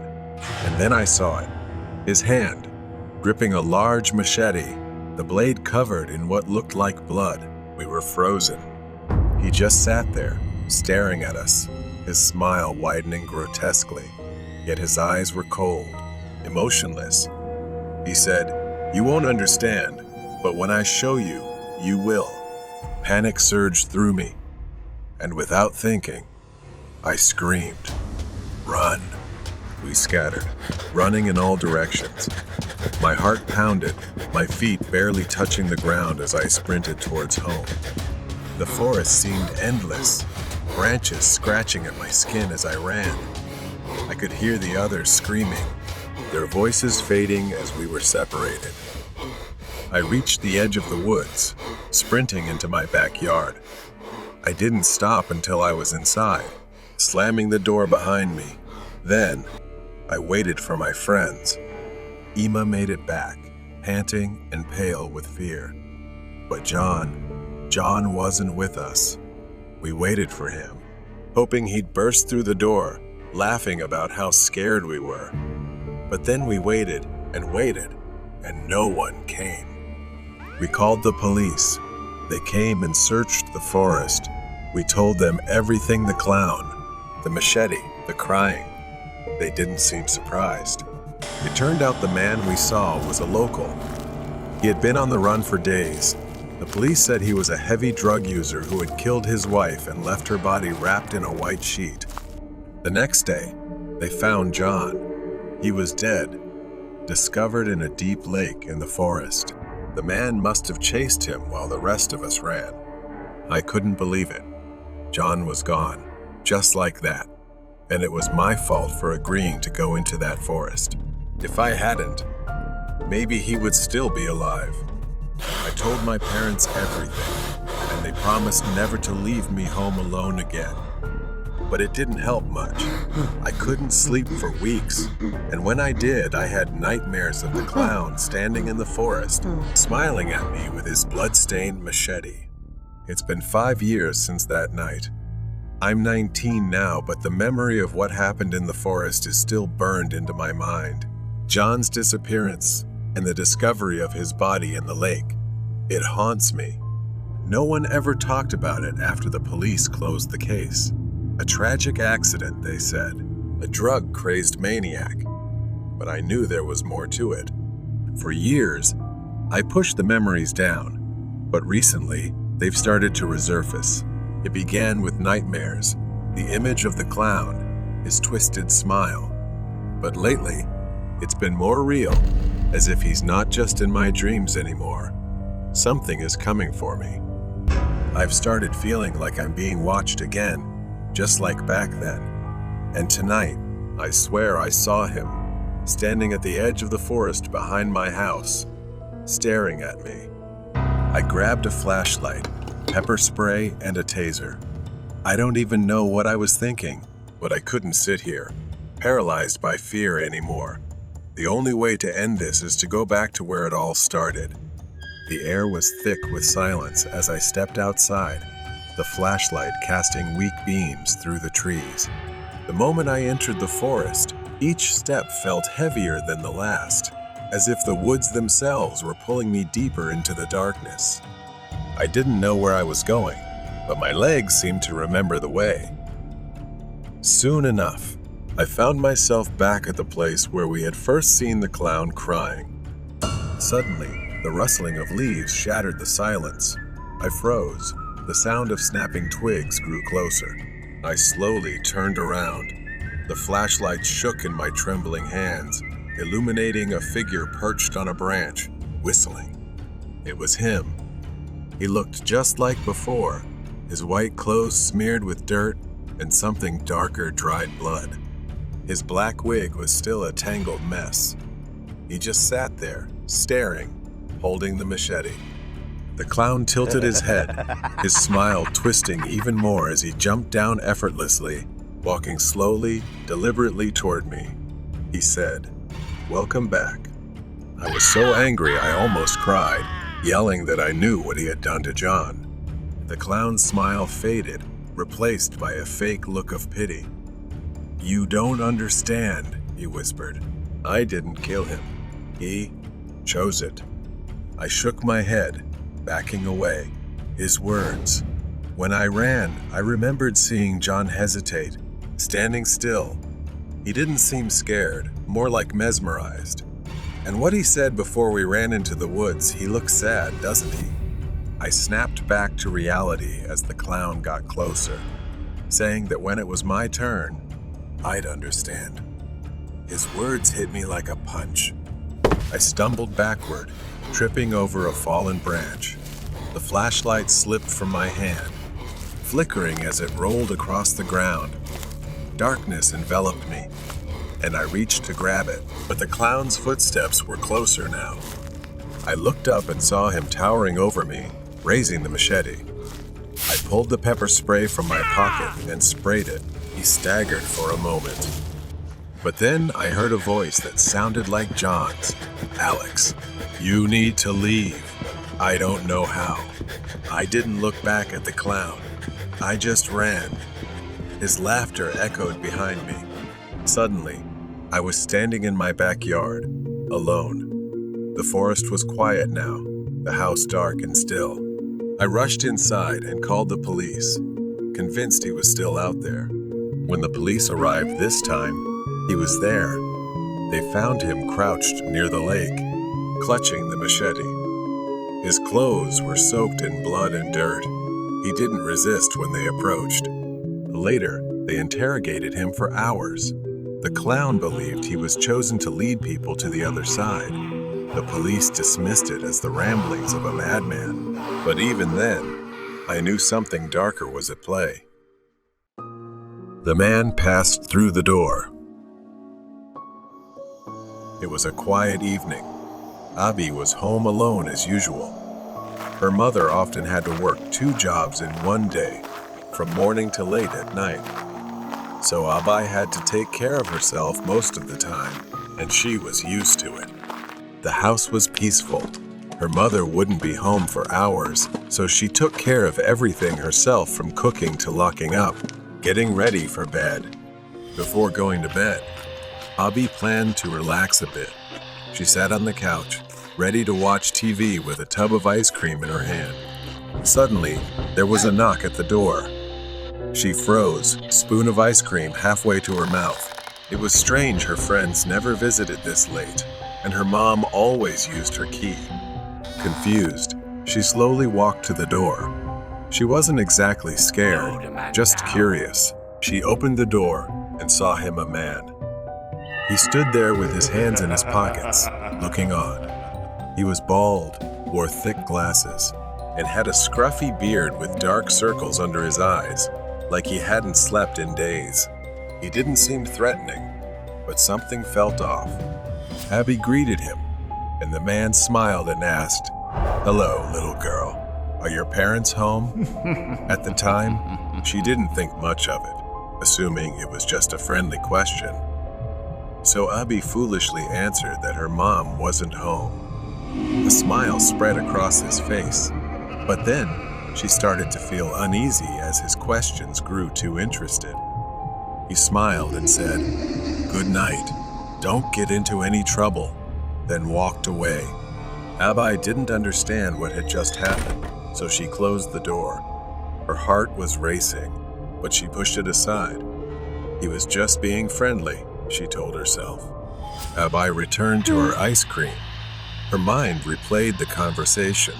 Something about the way he had looked at her and smiled made her feel uneasy. 10 minutes passed, and she began to feel comfortable again. The strange encounter faded from her mind. Then, there was another knock at the door. She thought it might be him again. This time, something told her to be cautious. She wasn't sure why, but before opening the door, she decided to lock the chain. When Abby opened the door, the chain caught, preventing it from opening fully.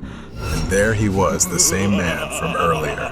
His eyes widened in surprise, and for a moment, he pretended to be friendly again. He stammered a greeting to Abby again, and said he just wanted to make sure she was okay. To her, he no longer seemed friendly. He looked desperate, as if realizing he hadn't gotten into the house and was trying to cover it up. Abby gave a quick thank you out of fear and slammed the door shut, her hands trembling as she locked it. She stood there, frozen, staring at the door. Minutes passed, and she couldn't stop thinking about the man. But every sound, every creak of the house made her jump. She needed her mom and wished she were home. Suddenly, she heard the man's voice again. this time coming from the mail slot of the front door. He was whispering through the slot, saying he wanted to come in and had something to tell Abi. Abi froze in place. She screamed, "Leave me alone." The mail slot slammed shut, and then the pounding on the door started. He was banging hard, rattling the doorknob violently, shouting crude words demanding she open the door.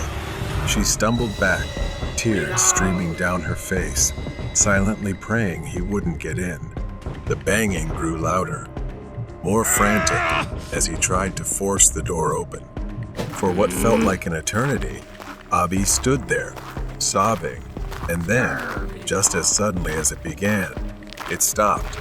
Perhaps the man had given up and left. She didn't move, only standing there, listening.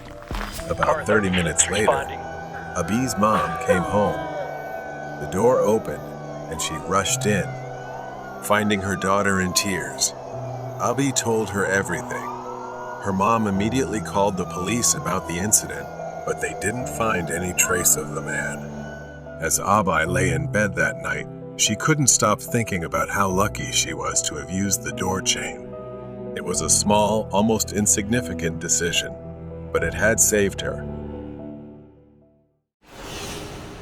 Stranger at the campsite. A woman, Lena, in her 20s, stood at the edge of the familiar trail leading to her campsite. Her hiking backpack was slung over her shoulders, and a neatly rolled up tent was strapped to it. She breathed in the fresh air, savoring the tranquility of nature. Lena had been camping here for years, escaping the monotony of her small town. The forest was her refuge. Lena moved forward, following the trail leading to the lake. The setting sun filtered through the trees. She felt at home here, but today, a strange unease crept into her chest. As Lena rounded the corner and arrived at the clearing by the lake, her heart skipped a beat. Standing near the water's edge was a man. He appeared to be in his 40s, wearing regular swim trunks and a faded white t-shirt. His small tent was already set up, not far from where hers would be. He was staring out across the lake, his back turned to her. Lena hesitated for a moment. She usually camped alone, and seeing someone else here made her feel uneasy. With a slight shrug, she moved a little further from his tent and began setting up her own. She gathered large stones, arranging them into a neat circle to prepare for her campfire later. As she was absorbed in her work, she noticed movement. The man was no longer facing the lake. He was staring directly at her, standing eerily still. Lena's heart raced. She tried to ignore him, focusing on her campfire. But every time she glanced up, he was still there, motionless, his eyes locked on her. Her discomfort grew. She awkwardly raised her hand and waved. Maybe he was just being polite. Maybe he wanted to say hello. But after a moment of silence, the man simply turned and walked along the shore without acknowledging her. Lena frowned. Something about him didn't feel right, but she shook off the thought. She grabbed a chair and sat by the shore, determined to relax and enjoy the view. Hours passed, and the sun began to set. Lena packed up her chair and returned to her campsite. She started a campfire, hoping to relax after the strange encounter. As she stared into the flames, her eyes drifted toward the tree line.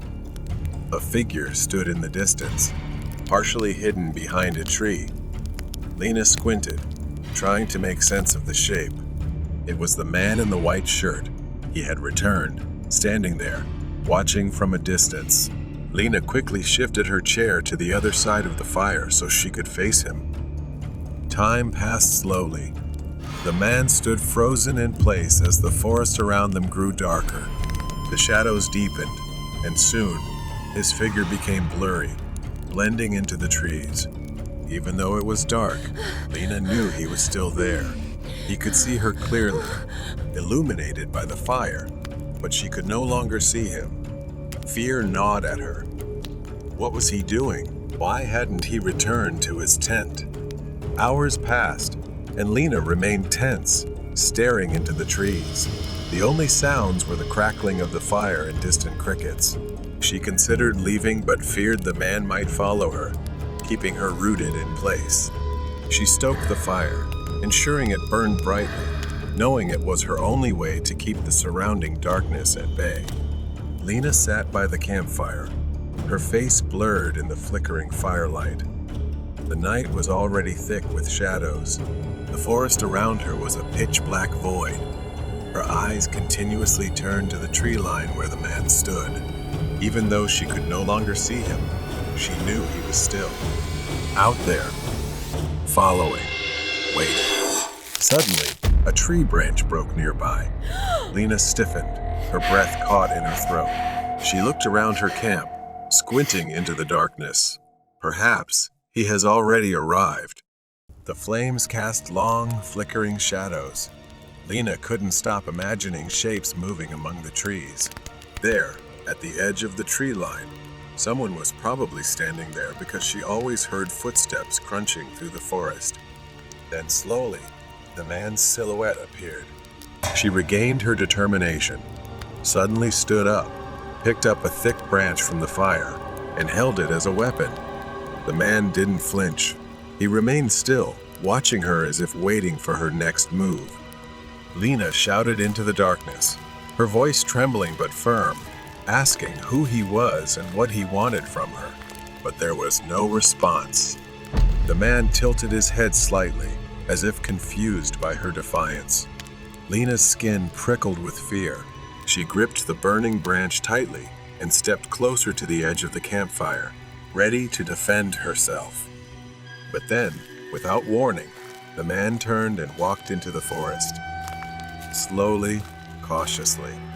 His footsteps were eerily soft. Lena watched him go, not daring to follow.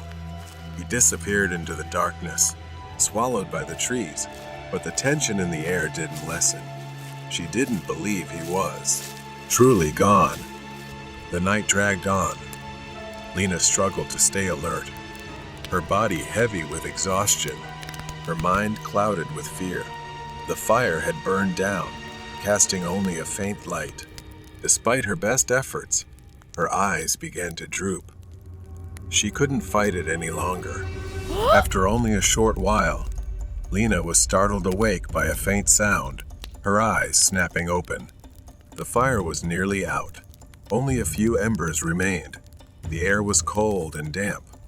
For a moment, she was disoriented, unsure if she had imagined the sound. But then she heard the faint rustling sound again, this time coming from behind the tent. Lena's heart raced.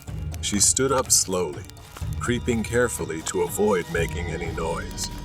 She grabbed a nearly burnt-out branch from the fire, gripping it tightly. She cautiously walked around the tent, following the sound. The rustling grew louder as she approached the back of the tent. Lena tightened her grip on the branch. She took a deep breath and rounded the tent, only to find a squirrel nibbling away. The area behind the tent was empty.